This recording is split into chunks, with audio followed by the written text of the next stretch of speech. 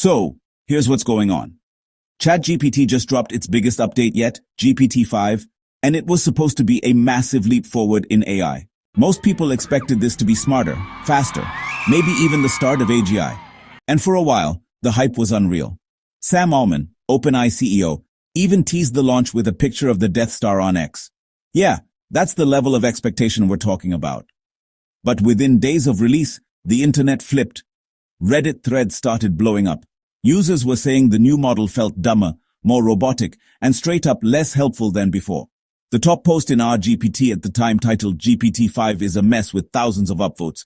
And it wasn't just Reddit. Posts on Hacker News X and even OpenAI's forum showed the same thing: frustration. So what happened? OpenAI rolled out GPT-5 quietly. No toggle, no side-by-side option.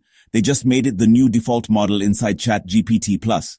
And for most users, that meant GPT-40, the model that people actually loved, was suddenly gone. No warning, just replaced. Right away, people started noticing differences. Responses were shorter. The tone cold, less natural. It stopped asking clarifying questions. It would forget context halfway through a conversation. One Reddit user said it felt like talking to a glorified fact bot. Another called it lab-momized. The vibe, it just felt off. The weird part is on paper, GPT-5 is more advanced. It scored higher than GPT-4 and GPT-40 on most benchmarks, including MMLU and coding tasks.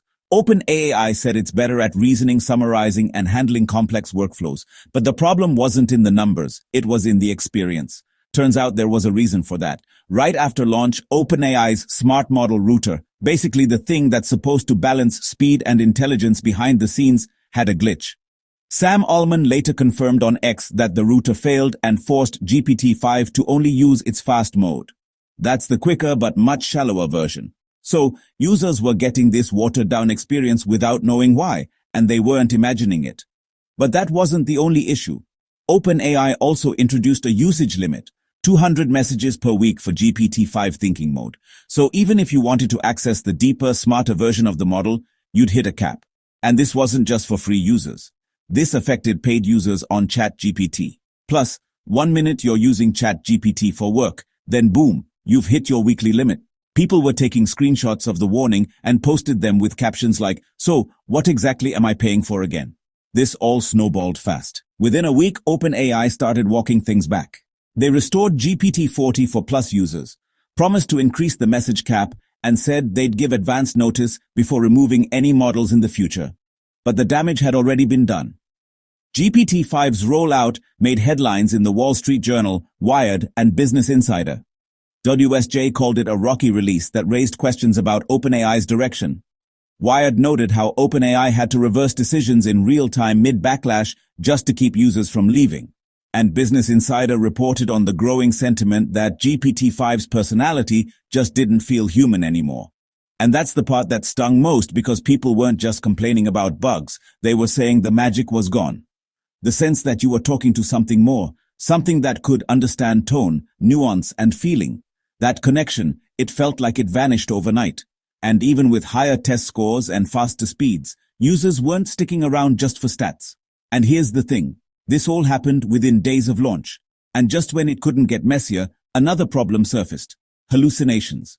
Despite scoring higher on benchmarks, GPT-5 was reportedly hallucinating more than GPT-40. One user described it as more confident but less accurate. Another said, "It sounds smarter but it makes more mistakes."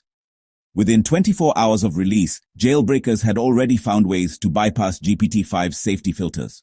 One prompt reportedly tricked it into giving instructions on how to make explosives. Others involved misinformation, hate speech, or impersonation.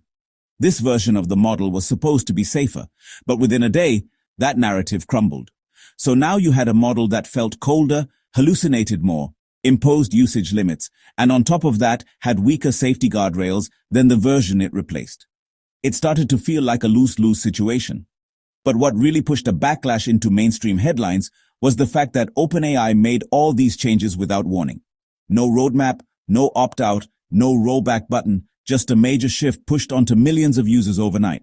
OpenAI responded. First, they brought GPT-40 back as a selectable option inside ChatGPT+. Then, they promised to raise message caps on GPT-5's thinking mode. Sam Altman publicly acknowledged the rollout's flaws, calling the router outage unfortunate and promising better transparency going forward. They also started testing new settings, letting users choose between fast, auto, and thinking modes. Researchers began calling for emotional intelligence benchmarks in future AI evaluations because technical scores like MMLU or human eval don't account for how a model feels to use. But by then, the damage was done. GPT-5 may still evolve. OpenAI has the infrastructure, the feedback, and clearly plenty of pressure. But this rollout reminded everyone of one thing. When you're building tech that millions rely on every day, progress alone isn't enough. You also have to listen. And for a company leading the race in artificial intelligence, that might just be the most important upgrade of all. If you made it this far, let us know what you think in the comment section below. For more interesting topics, make sure you watch the recommended video that you see on the screen right now. Thanks for watching.